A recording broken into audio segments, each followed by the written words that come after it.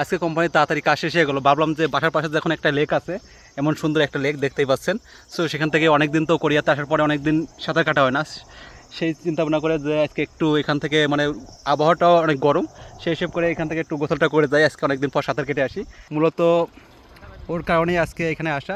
সে already নেমে সাঁতার কাটতেছে, এখন আমাদের নামার পালা।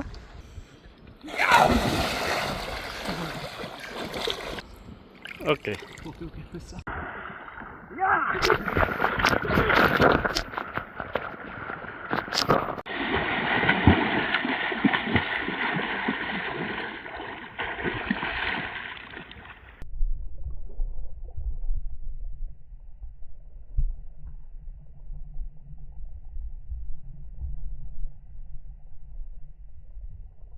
অনেকক্ষণ ধরে অনেক মজা করতেছে, মানে অনেকদিন পরে মানে বাড়ি থাকতে দেখে থাকতে অনেকদিন পুকুরে সাঁতার কাটা হয় না।